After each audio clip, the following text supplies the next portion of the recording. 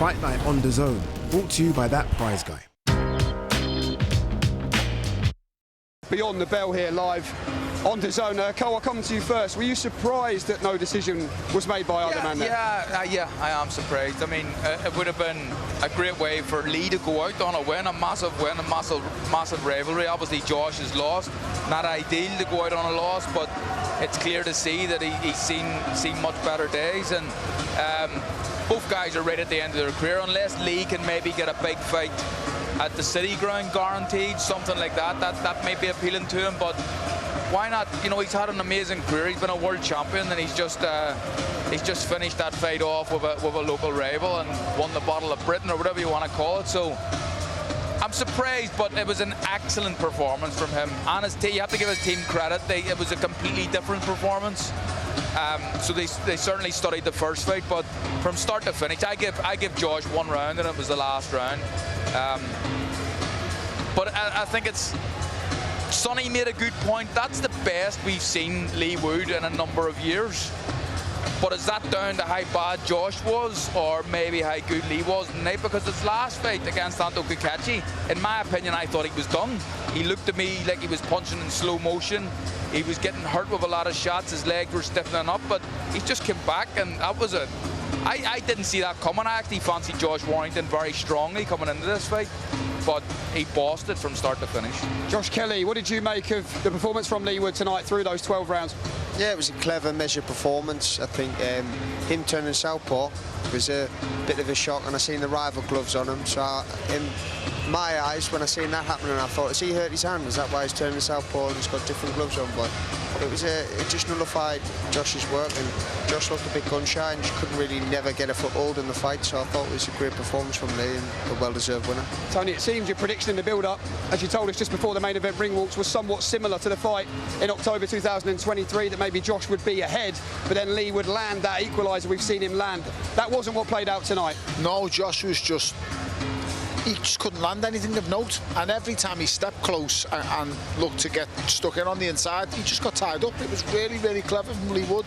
Leigh Wood met him every single time with clean punches, and then, as I said, once he got through them clean punches and wanted to work, he just got locked up, and he couldn't figure it out. And that's a sign of when a fighter can't figure it out on the spot, it's a sign he's in decline.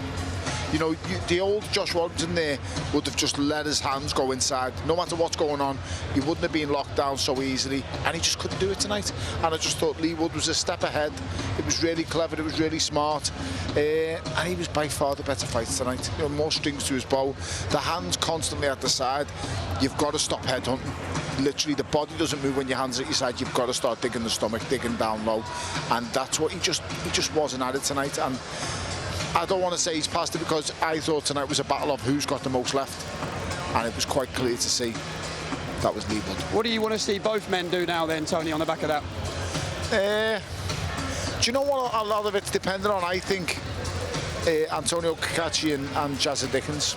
I think if Jazza Dickens is to get past Kakachi, he'd happily meet one of these at their ground, on their territory. Either one of them, to be honest.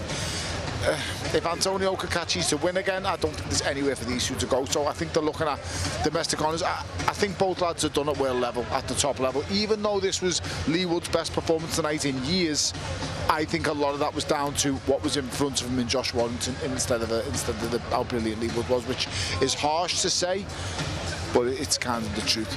Well, Josh had the dream night, didn't he, when he became world champion at Ellen Road. Josh, we know you're desperate for that big fight at the Stadium of Light as well in Sunderland. Can you understand why Leigh wants to see what can be done? He's desperate, isn't he, to fight at the City Ground one day before he does hang up the gloves? Yeah, I mean, an atmosphere in a stadium, especially a home stadium, I don't think anything comes close to it. So, I mean, look at that there, a great performance, a great win, filled the stadium full, arena full here tonight, and if it was my choice, I think I'd walk away with my faculties intact, my money in the bank, and call it a day. But you never know, he might hang on for that one last roll of the dice at the stadium, but that's Leigh's choice. What did you make, Josh, of the fight in your weight division as well, 154 pounds? A massive moment for Belal Fawaz, who's had to do things the hard way in this game. Just seemed that Ishmael Davis seemed to really tire in that one. Yeah, I mean, Ishmael I felt as though he was in control the first half of the fight, the first 4 or 5 rounds, and I mentioned to the guys on commentary, I said, listen, you give this guy a foothold in the fight, emotionally and spiritually, he's made for that. You give him a little foothold in the fight and he's going to start taking it.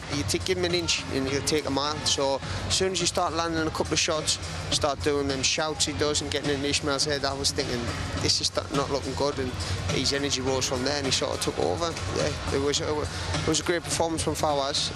I was a bit shocked how tight Ishmael looked, but it was a clever performance as well. Yeah, no doubt Ishmael will rebuild, Carl, but he's a character, isn't he, Fawaz, as well as a good fighter, and I think Eddie Hearn will like the value he brings to a fight week. I think so. I mean, the story we touched on at the top of the show, it's remarkable, and everything he's had to go through to get himself in this position.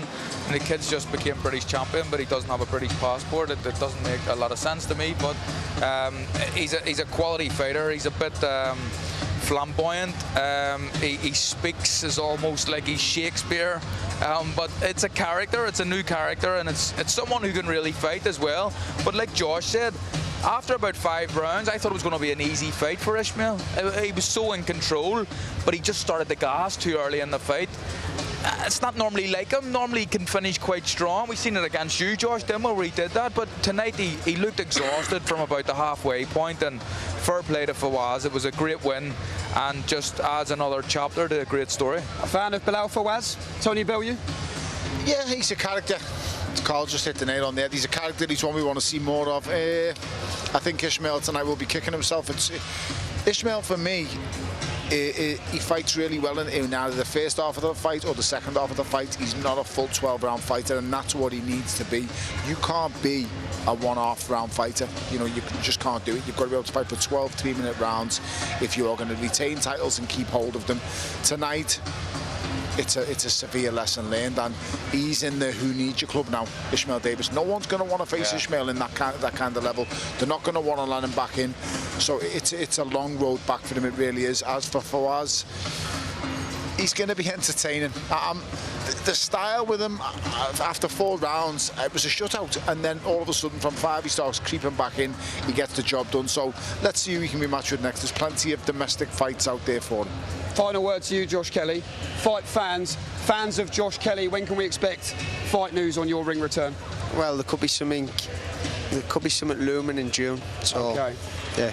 Sooner the better. June's a good time for an outside fight, isn't it? Yeah. It is, mate. It sounds nice. There you go. Will it be the stadium like that? Remains to be seen. 2 top servants who have given British boxing so much tonight, though. In Nottingham, it was Leigh Wood who indeed became the last man standing. We await to see what is next for both. From myself, Jamie Ward, Cole Frampton, Josh Kelly and Tony Bellew from Nottingham, it is good evening and it's good night.